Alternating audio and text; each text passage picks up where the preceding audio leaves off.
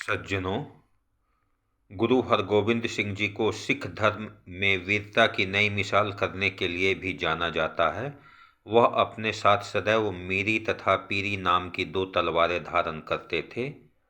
एक तलवार धर्म के लिए तथा दूसरी तलवार धर्म की रक्षा के लिए। मुगल शासक जहांगीर गुरु हरगोविंद सिंह जी के पिता और पांचवें सिख गुरु अर्जन देव जी को बहुत ही ज़्यादा प्रताड़ित कर बेरहमी से मार डाला था। गुरु अर्जन देव शहीद होने वाले पहले सिख गुरु थे। उन्होंने ही प्रकाश पर्व की शुरुआत की थी। तब गुरु हरगोविंद सिंह जी ने सिखों का नेतृत्व संभाला।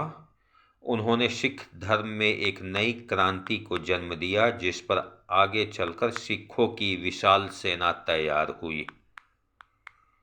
सन 1627 ईस्वी में जहांगीर की मृत्यु के बाद मुगलों के नए बादशाह शाहजहां ने सिखों पर और अधिक ज़्यादा कहर ढाना शुरू कर दिया। तब अपने धर्म की रक्षा के लिए हरगोविंद सिंह जी को आगे आना पड़ा था। सिखों के पहले से स्थापित आदर्शों में हरगोविंद सिंह जी ही यह आदर्श जोड़े कि सिखों को यह अधिकार है कि जरूरत पड़ने पर वे अपनी तलवार उठाकर भी अपने धर्म की रक्षा कर सकते हैं। जहांगीर को सपने में मिला था रिहाई का आदेश। सिखों द्वारा बगावत किए जाने के बाद मुगल बादशाह जहांगीर ने गुरु हरगोविंद सिंह जी को कैद में डाल दिया था। गुरु हरगोविंद सिंह जी 52 राजाओं समेत ग्वालियर के किले में बंदी बनाए गए थे। यह किला पहले शिव मंदिर था, जिसे जेल बना दिया गया। इस किला को 80 खंबा बावड़ी भी कहा जाता है। इन्हें बंदी बनाने के बाद से जहांगीर मानसिक रूप से परेशान रहने लगा। इसी दौरान मुगल शहंशाहों के किसी करीबी फकीर ने उसे सलाह दी कि वह गुरु हरगोविंद साहब को तत्काल रिहा कर दे। यह भी कहा जाता है कि जहांगीर को स्वप्न में किसी फकीर से गुरु जी को आज़ाद करने का आदेश मिला था। जब गुरु हरगोविंद को कैद से रिहा किया जाने लगा, तो वह अपने साथ कैद हुए 52 राजाओं को भी रिहा करने के लिए अड़ गए। गुरु हरगोविंद सिंह के कहने पर 52 राजाओं को भी जहांगीर की कैद से रिहाई मिली थी। बाद में गुरु हरगोविंद सिंह साहब के इस कारनामे को यादगार बनाए रखने के लिए जिस जगह उन्हें कैद किया गया था, वहाँ पर एक गुरुद्वारा बनाया गया। उनके नाम पर बना गुरुद्वारा दाता बंदी छोड़ के नाम से जाना जाता है। रिहाई के बाद फिर मुगलों के खिलाफ बगावत छेड़ते हुए उन्हें कश्मीर के पहाड़ों में जाकर रहना पड़ा। सन 1644 ईस्वी में पंजाब के कीरतपुर में उनकी मृत्यु हो गई।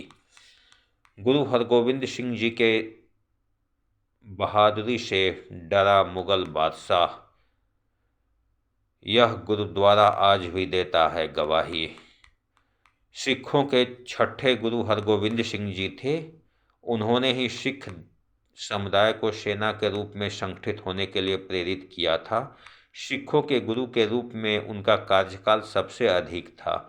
उन्होंने 37 साल 9 महीने 3 दिन तक यह जिम्मेदारी संभाली थी।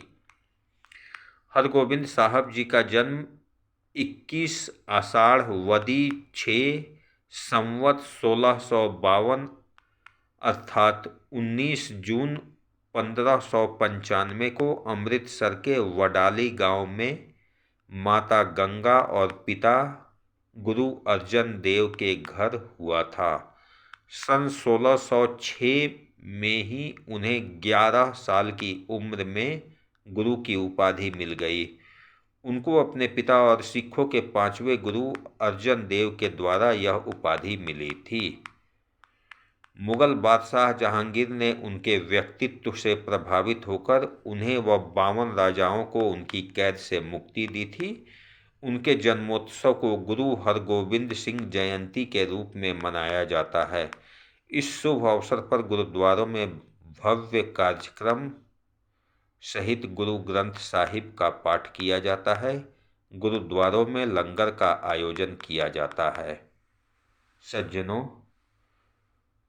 गुरु हरगोविंद सिंह जी जो सिखों के छठे गुरु थे, उनके बारे में यह जीवन परिचय तथा अन्य जानकारियाँ इकट्ठा करने में तथा इसमें और भी जो जानकारी आया है, गुरु अर्जन देव की मृत्यु कैसे हुई, यह सब इकट्ठा करने में काफ़ी सावधानी बरती गई है।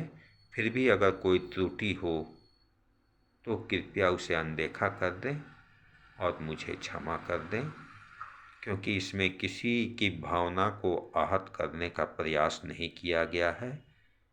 यह सिर्फ एक जानकारी आपको पहुंचाने का प्रयास मात्र है। अगर किसी की भावना आती है, उसको अगर ठेस पहुंचता है, तो मेरा ऐसा बिल्कुल प्रयास नहीं था। यह सिर्फ एक जानकारी देने के लिए है। अगर कोई त्रुटि हो तो कृपया उसे अनदेखा कर दे और मुझे क्षमा कर दे। धन्यवाद।